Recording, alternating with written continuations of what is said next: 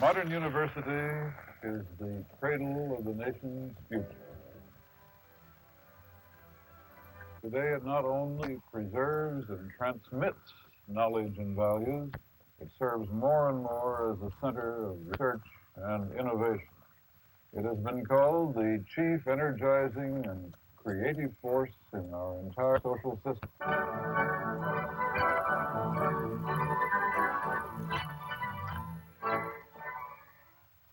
The modern university is the cradle of the nation's future. This be so, let us not underestimate the task we face. Meanwhile, the explosive growthage still increases the demands upon us. The underdeveloped peoples look to us for training and guidance, and our own governments, the local governments, state governments, national governments, look increasingly to the universities for expert counsel and for scholars whom they can borrow to staff posts of high responsibility.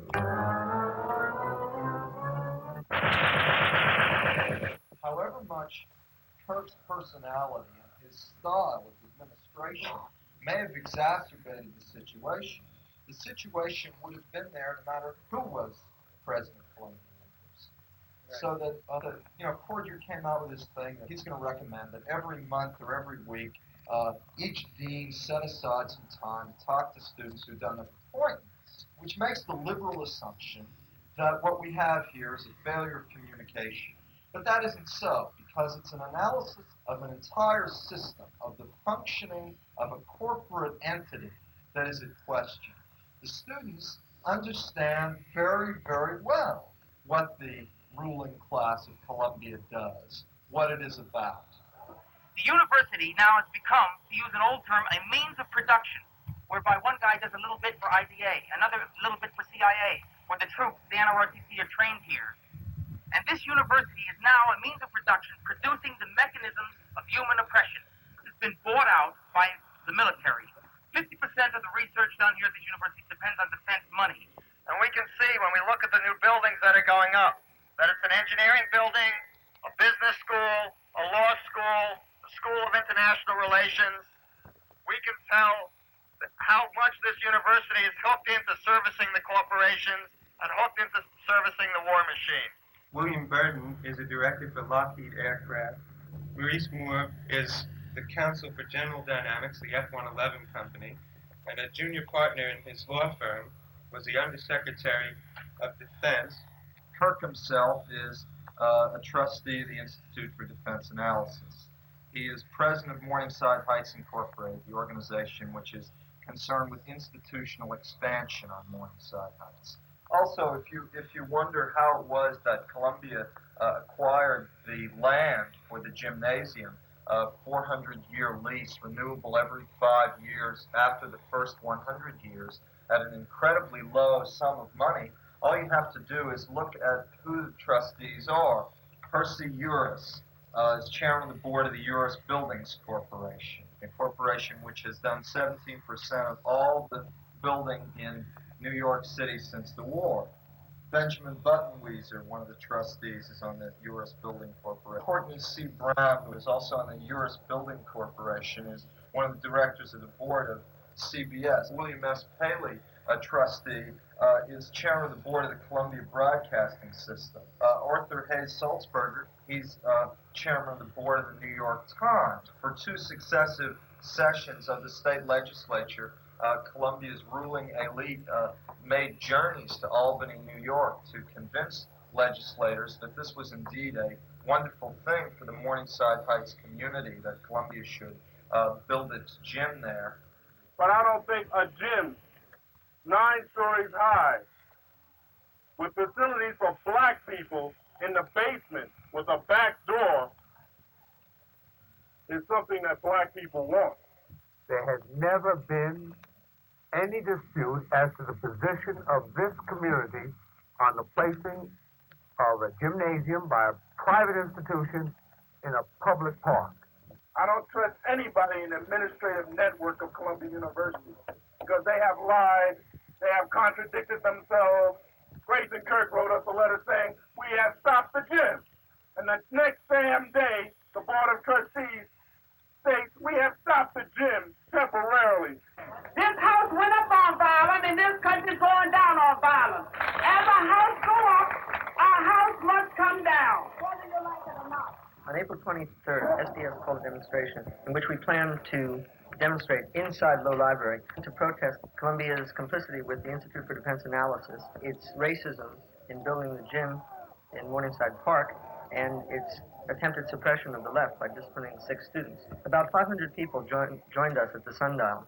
We were opposed by about 200 jocks. We found that not only were the jocks there blocking our way, but we found when we got to Low Library that library was locked by the administration. I must have thought that would stop us, but it didn't. As we went into Harlem, we busted into the gym site.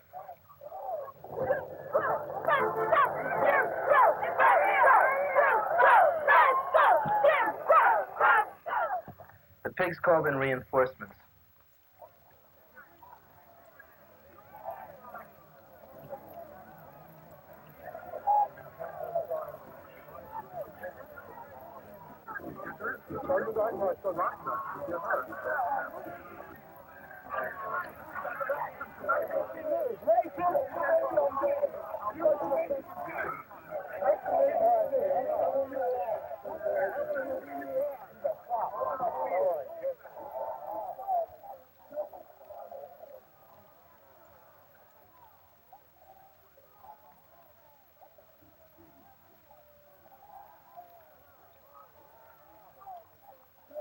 We were weak down in the park. The cops were coming pretty quickly. And the numbers were building up.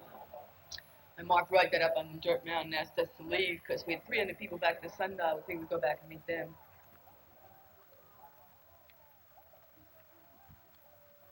Taking Hamilton and Coleman was just the perfect thing after that. Except it wasn't so perfect because, I don't know, at that point we were moving faster than we knew how. Tremendous snowball.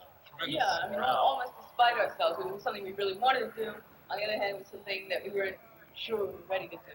It's our responsibility to use coercion. Well, you've used coercion. Well, we haven't completed it. Are legal means working? Is political pressure from congressmen and the community working? Are speeches and peaceful demonstrations working? You're assuming that if you go through whatever channels you're going through, you're going to come out right. But we're hoping. Some of these things have gone on for weeks before the outcome has come. At that point, we took Dean Coleman thinking he was our trump card. But we didn't know that our real strength was in holding the building and staying there. The real thing about the black-white split was that the two groups realized that we had 2 different political identities. The blacks wanted to stop the gym. They figured the best way to do this was to hold the building, barricade it. The whites, on the other hand, saw and still see that our goal is to radicalize other white people. We didn't want to confront other students coming to class. We thought that we should confront our enemy, the administration. But we didn't realize that we were much too timid, and that what we really had to do was to show our moral strength and hold the building. Now, the blacks saw that we were split amongst ourselves, that we weren't disciplined, and that we really didn't understand what the correct militant tactic was. So they asked us to leave. Well, Mark came down from my steering committee meeting and told us the blacks had asked us to split. We left and took Low Library, defeated the administration. Look, it's been 2 days. We've taken 5 buildings. Hamilton, Low, Avery, Fairweather, Math. If you've got the administration figured right, they're up for calling the cops. And when they do, we want to be here.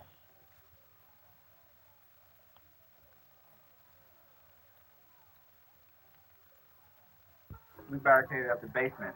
The police were trying to come through, so what the brothers did was throw some water hose, knock the police back, that kind of thing, and flooded the whole basement. Now, that was one of the best tactics. The police were very angry about that. But then they stood in charge of the building, and they were pretending that they didn't even try to come through the tunnels into the basement of the building, but they were trying to, take the building by surprise, quietly, that kind of thing, and beat the movement that way, try to defeat it before it spread to the black community, because I'm sure they weren't that worried about a handful of black students at Columbia University. It's when those kind of tactics and that kind of militancy you get from the university, and the brothers in the community say, look, these brothers up here who got it made are revolting too against the system. That's what they were trying to defeat, because they couldn't get through.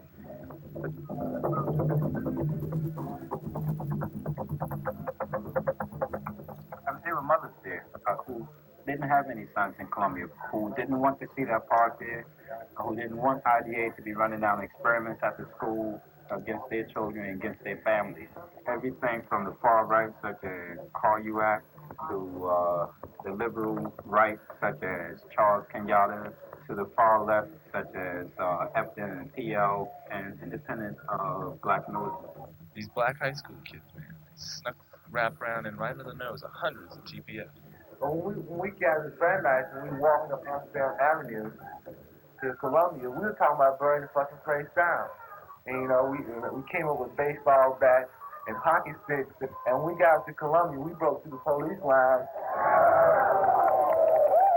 They brought H-Grand Brown in here. They what? They brought H-Grand Brown in here. Here's a statement that was released by the students on the inside. I'll read the statement. Number 1, stopping of the construction of the gym. Number 2, dropping of the charges against all persons involved in demonstrations against the gym. Number 3, breaking of all faculty and administrative ties with IDA. Number 4, general amnesty for all the students involved. When the university has stopped construction of the gym and granted an amnesty, we will consider the questions of negotiation with the university. We are prepared to remain indefinitely until these conditions are met. The black students of Columbia University, joined by a few members of the black community, have been in Hamilton Hall for 56 hours, more than that now.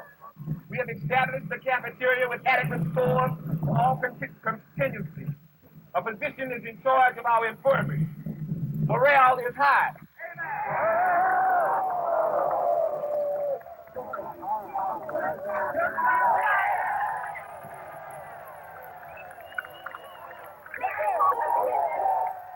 Of the 200 who went into the library, only 23 stayed when the first cop scare came. But as the days wore on, we realized that our strength was in our militancy, in staying in those buildings.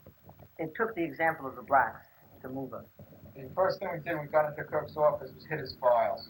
Besides a bunch of crap in his girly magazines, we found a bunch of papers linking Columbia to the IDA, a whole bunch of shit about putting down SDS, and a lot of letters about cleaning up the area by moving out the blacks and the Puerto Ricans. First day in Mass, we set up a defense committee which took care of putting up the barricades. We decided what our policy would be toward police, toward jocks. We soaped some of the stairs. We taped the windows. We emptied bookcases and put them up in front of the windows in case tear gas canisters did get through the tape. And it hung up a lot of people when there'd be a little scratch or mar on one of the marble top desks or something. At the second time we built barricades, things hang up disappeared, and we decided that barricades were necessary politically and strategically. And anything went in making strong, and this time, permanent type barricades. Defense is all taken care of. Security is a problem. Letting people in and out of the buildings. Watches.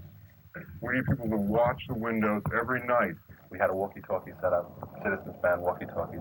Plus, there were telephone communications to every building, which the university tapped. We had 3 mimeographs that worked constantly, and there were people who did nothing during the strike but relate to the mimeograph machine. And there was a big sign on the wall, quote from somebody in Berkeley, which says, 5 students and a mimeograph machine can do more harm to a university than an army. Every building had their own little communications room that had to deal with the 4 or 5 modes of communication that we were using.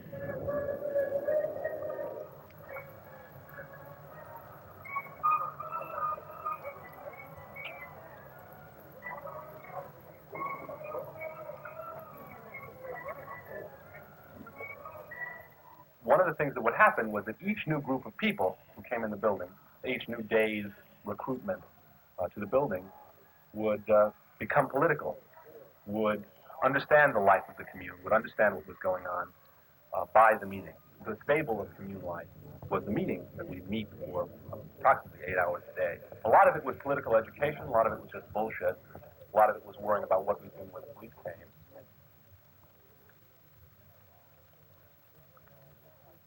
Well, SDS is in name representing the student body, but in fact it's a series of steering committee of various people from campus. We're now trying to combat a faculty statement to the effect that no amnesty will be granted to students under any circumstances. The question of amnesty is really important because it's a political question. Our legitimacy to protest has to be recognized before we can negotiate. There seems to be a lot more dignity amongst the students now because they feel that they have a right to say the things they're saying. That's why I think maybe the amnesty issue has been raised and re-raised so many times here, and we've had to reassure ourselves by issuing votes of confidence for it every 30 minutes, because people are not sure whether they're supposed to be guilty for what they're involved in. And the whole issue of demanding amnesty first is to show that we have rights, and until we get those rights, we have to act in a coercive way. The hang-ups that are usually present in any kind of collective enterprise were absolutely not there. All year at school, I complained about my one roommate in the dormitory, but then I got to a library, we had 100 people in 3 rooms, and there was sleeping space of 3 feet for 2 people. And the idea of privacy and the idea of sleeping sort of became so insignificant. We never really got too much sleep because we were always having meetings and things. People were always yelling and waking us up. But we didn't really care so much. We slept on the floor wherever we could, and that was about it. And what the life of the commune was a group of people who were incredibly close to each other on no other level than the level of struggle. The strikers were getting community support. They were getting blankets, food, and money. But they were also getting some opposition from the faculty and from right-wing students. The jocks messed around low. They had locked arms, and every now and then they would try and keep the food out. They tried to keep a record player out, radios, everything. They were acting as the stooges for the administration. These people at construction, they're going to stand here, arms crossed, they're not going to say anything. That's our only position. No comment on food at the moment.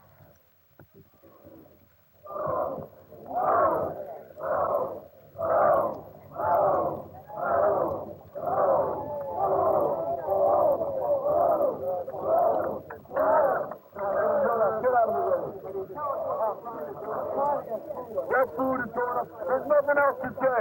That food is going up. If they ain't been eating, these motherfuckers have been eating. They have it. Of course they have. They got plenty of. They don't have any. They don't have any left. They closed us up. You haven't been up there, don't say anything. They don't have any food. These guys have been eating.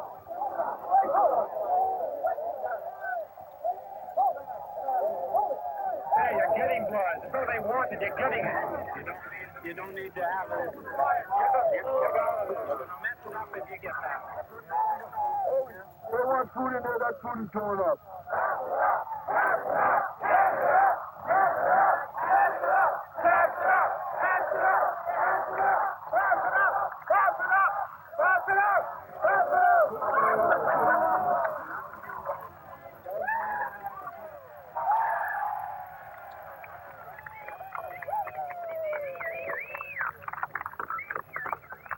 Stop it!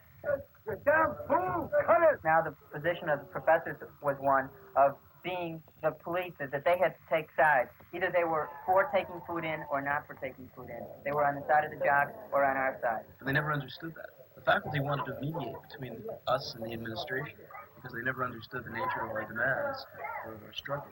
Kirk certainly understood what was going on much better than the faculty. The faculty was in its own way just as naive as the law and order politicians were, because the only alternative they could see to the maintenance of the present system was chaos. They couldn't see beyond the occupation of the buildings to the creation of something that might be better. Everyone was, for like at least an entire week, living at full capacity. There was a total collective feeling. No one particularly cared about his individual feelings because he never even experienced them. Everything was experienced in the most collective sense that I've ever known. If you talk to anyone outside, they immediately realized that there was something there that they had never seen before. This was one of the new experiences for most of the people at the strike. It was sort of an electric awakening.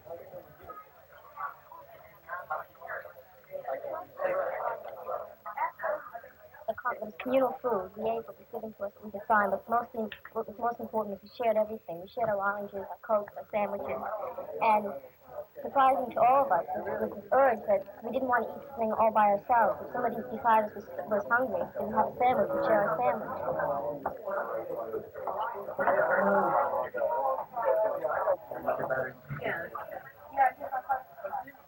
People are living here. They are living here between meetings, and it's a home. It's a home. I've never been so comfortable on this campus.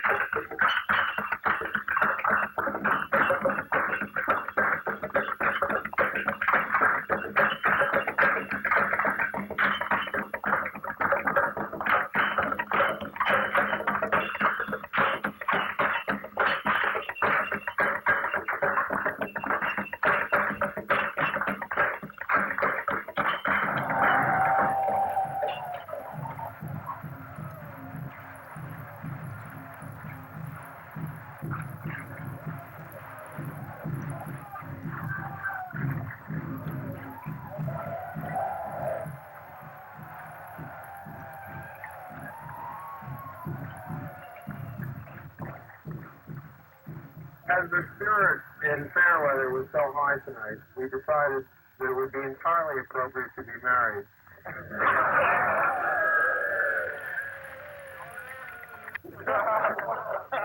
It was felt that fair weather was not only holy ground, but was our home.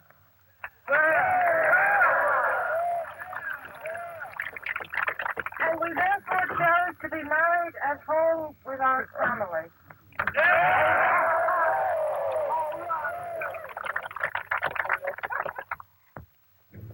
I, Andrea, take thee, Richard. I, Andrea, take thee, Richard. I, Richard, take thee, Andrea. I, Richard, take thee, Andrew. I now pronounce that Andrea and Richard are children of the new age.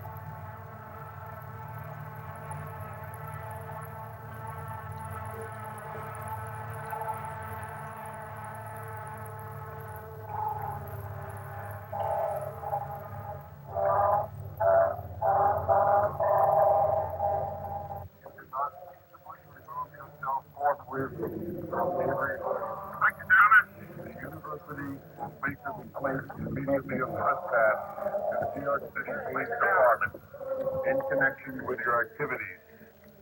We have been informed that the police department will take all the necessary action in connection with our complaint against you. This order to remove yourself forthwith is separate and apart from any question of amnesty. You will be subject to proper disciplinary action by the university in any event.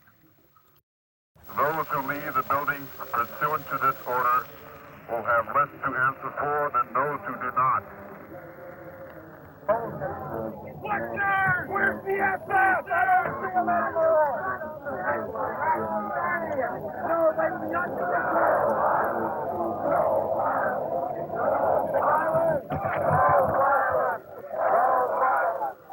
And they managed to kind of push them all together, and they were all sitting on the floor. As they pushed them all together and got them so they could hardly move, they would hit. They had something in their hand. Hey, I was just there. These people, they don't say anything line up and they rush. You think that's what you can't run fast enough. They stop that. Where are you? Watch it. Okay, get back. Bring them into the door. Hey, you got doctors in the door. Bring them into the door. There's a doctor in the door. There's a doctor in the door. There's a doctor in the door back. These guys are animals. They're animals. They don't wear uniforms. They attack you from behind. They think they talk to you 1 minute and they hit you in the neck. Along the staircase, there was a solid line of police. The people in front of me were dragged down, and as they were dragged down, each individual cop standing on this line put his licks in, and they were laughing. I'll never forget it. There seemed to have been orders given to this because I saw it so often during the demonstration.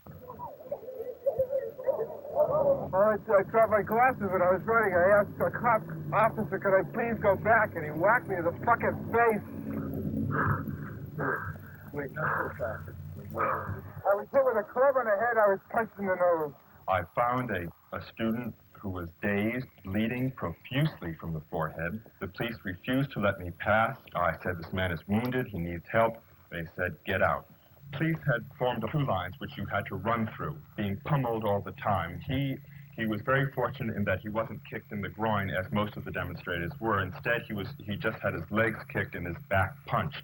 However, at the end of the line, he was hit with a blackjack, at which point he was unconscious. The next thing that he remembers was that he was in the first aid station. We want peace! We want peace! We want peace! We want peace!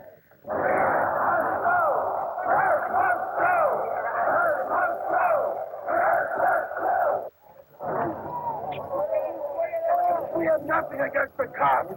We have it against Kirk. We realize the problem. Get pictures and get the reporters. We have a specific issue. The faculty stood with us. The students stood outside, and the strikers stood there. We will admit we are guilty. We wish to be charged. I want this all down. We will give names. We will give anything. Is there no sanity? Where was Auschwitz? Is there no thinking here? Will people not realize this insanity? Cops do not belong on campus. I am guilty. I wish to be arrested. Let's go! 2 vans have already pulled away. Now they're moving on another one. I'm not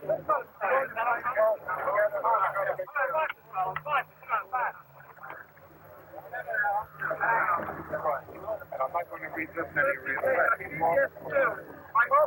I'd like to know what I'm about. They got over 700 of us on charges of criminal trespass, resisting arrest, all kinds of other shit, some of which was real and some of which was complete fake. I know of nurses and doctors that pleaded with the police not to proceed, to please let these men alone. And they would say, no, that's get away, this is our job. I was arrested. They would not allow me to see back broken ribs. My face was cut. I got hit with a pistol under the eye. And I was bleeding there, and I wasn't allowed to see back until I got out of court, which was approximately 10 hours later. If I was awarded a fellowship for next year, what the hell does... I'm sorry. What does it mean? I'm going to strike. I hope I don't see how any teacher, I don't see how any student can attend this school anymore. And I was completely liberal about the whole thing. But this bus has radicalized everybody, and me very personally. No, I was a non-violent student. I was completely passive. I didn't care what happened. I was completely neutral. I'm not neutral anymore. I'll occupy buildings tomorrow. According to 6 written affidavits compiled by a professor of mathematics, Serge Lang, much looting and destruction occurred inside mathematics between 7 a.m. and 2 p.m. During these hours, the only people permitted inside the building were policemen, members of the press, and a very small group of building staff. When I got out of jail and got back to math, I looked around for my camera and my light meter that I left behind. All I found was a lot of exposed film, broken lenses. Who the fuck else would have done it but the cops? It's interesting to note that Arthur Hayes Sulzberger, one of the trustees, just happens to be the chairman of the board of the New York Times. And one wonders why certain things were distorted in the Times coverage of the strike. Other things that appeared in the evening edition changed in the morning edition. And I think the answer is clear enough. I mean, take a look. What is this, a goddamn police state? They got cops all over the campus. The gates are locked. You got to show 2 cards to get in. What is this, France? Double identification, please. Double identification, please.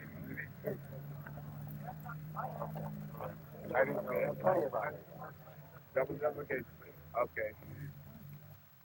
Head, final, study, get ahead, work, prosper, get ahead, grade, final, get ahead, study, get ahead, job, get ahead, get ahead, get ahead, papers.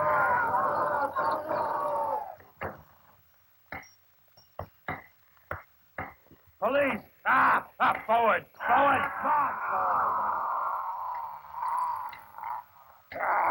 Private property!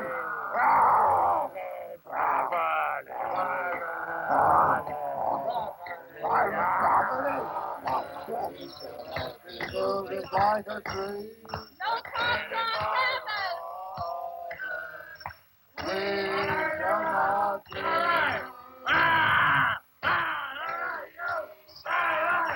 Hey, what is this?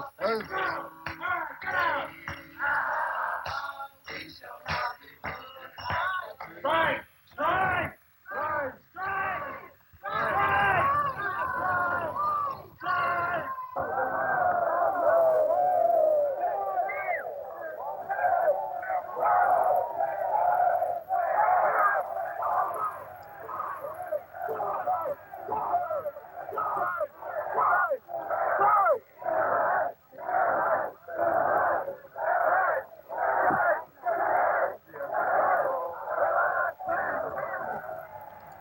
We now demand we no longer ask or say in decisions that affect our lives. We call on all students, faculty, staff, and workers of the university to support our strike. We ask that all students and faculty not meet or have classes inside buildings. We have taken the power away from an irresponsible and illegitimate administration. We have taken power away from a board of self-perpetuating businessmen who call themselves trustees of this university. We are demanding an end to the construction of the gymnasium being built against the will of the people of the community of Harlem.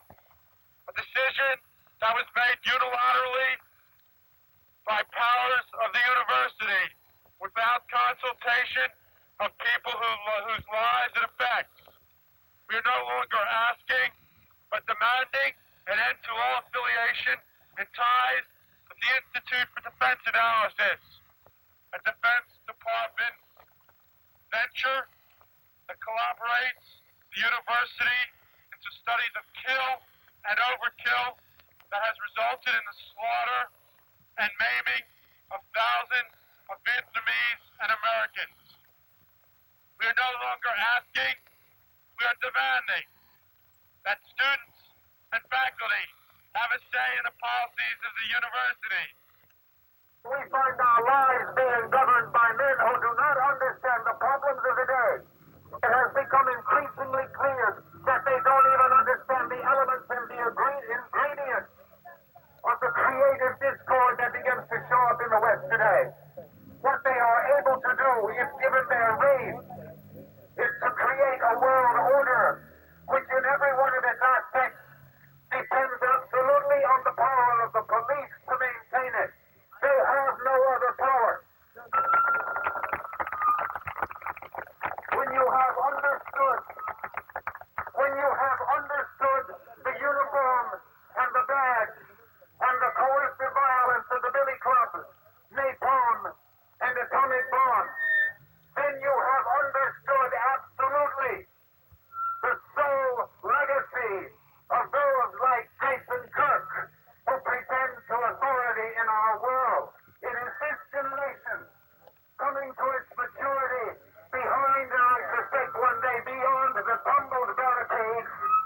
in New York and in Oakland and in Florence and Rome and in Paris and in London, which is about to shape the future.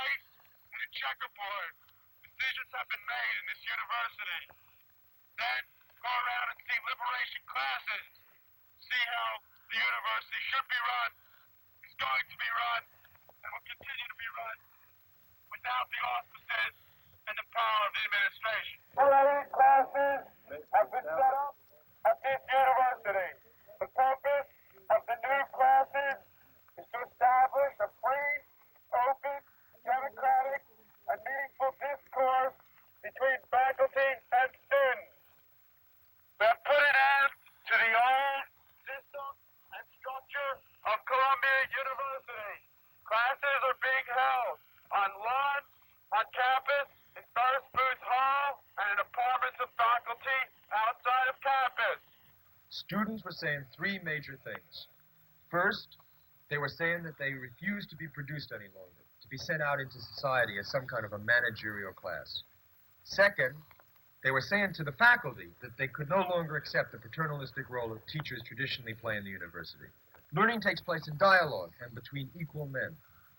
They said, in effect, we will no longer let you play some kind of big daddy to us.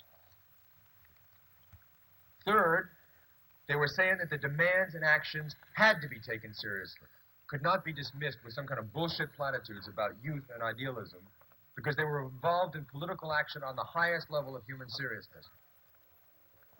Tonight, there is a new liberated area in this neighborhood. We're going to support those 50 community members who have taken over the building. Presently in the building, there are 40 to 50 representatives of community groups, of political clubs, of organizations involved in the Morningside Renewal Council, organizations that have been fighting Columbia's expansion policies for years. This is not a student occupancy.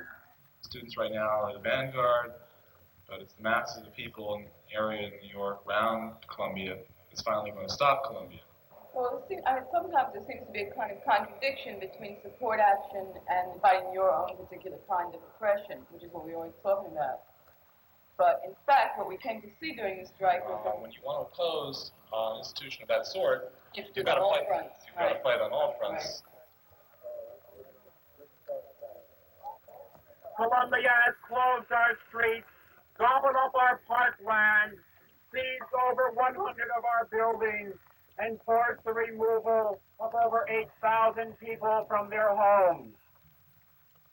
Why is the Community Action Committee predominantly white? Of the 8,000 tenants of small hotels, SROs, and old law tenements whom Columbia has systematically displaced, only a specially selected token number of minority group families now reside in Morningside Heights. We've deplored this deliberate creation of a white ghetto.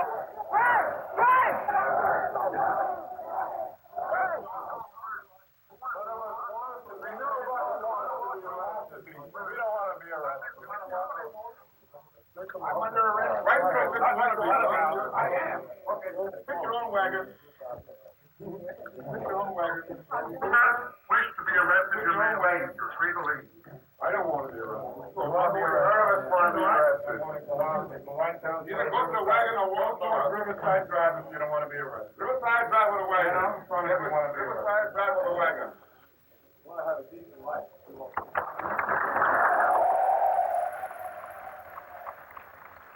To show the solidarity of people with 6 strike leaders who they tried to suspend, they decided to take Hamilton once again.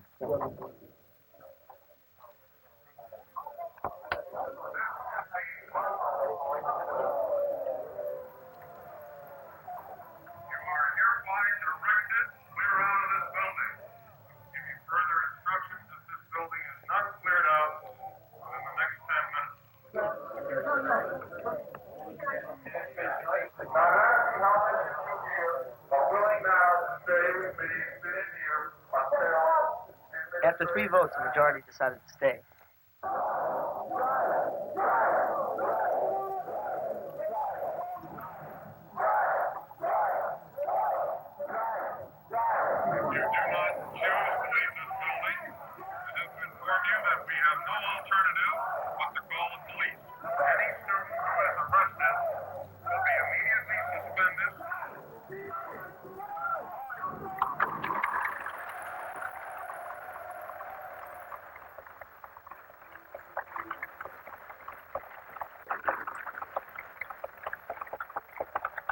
A lot of the most militant people had left Hamilton because they didn't want to get busted a second time. But those were the people that formed the core of the stuff that was going around outside, building barricades and fighting the cops. The moving line of detectives into the crowd. The crowd surrounded by the police.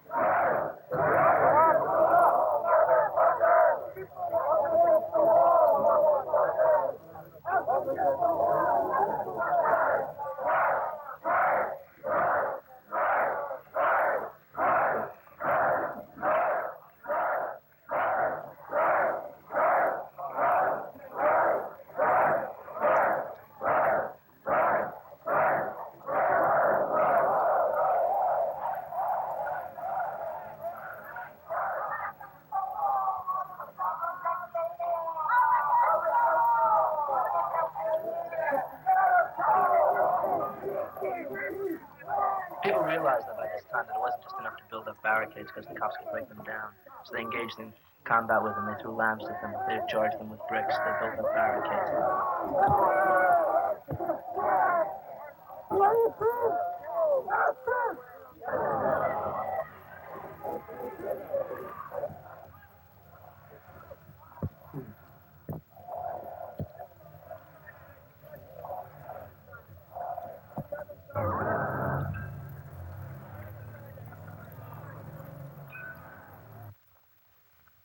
Start over again.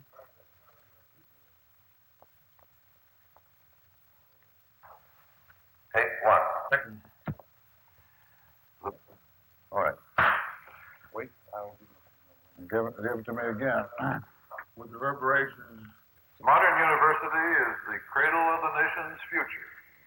It has been called the chief energizing and creative force in our entire social system.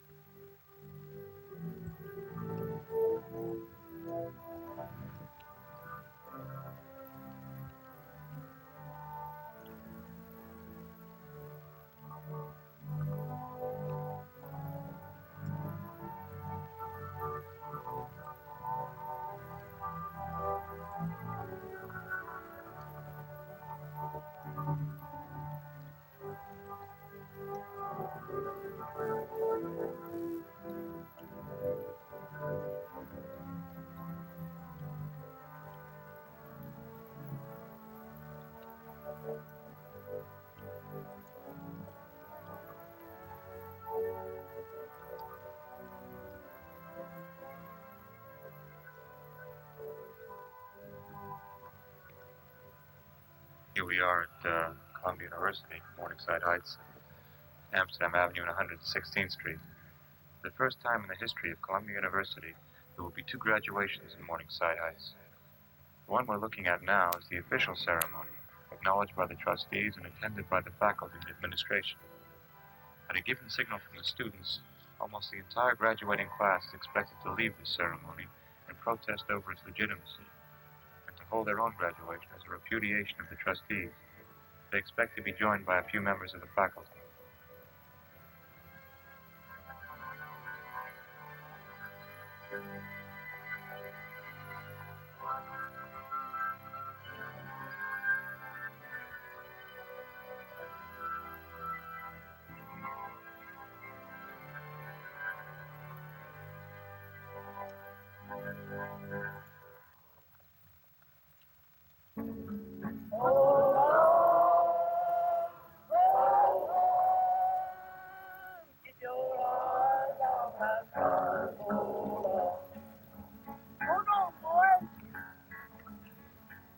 There's one thing we do know, it will have to go. Keep your eyes on that hold on. Hold on, hold on. Keep your eyes on that hold on. United Nations may contain this nation's freedom state. Keep your eyes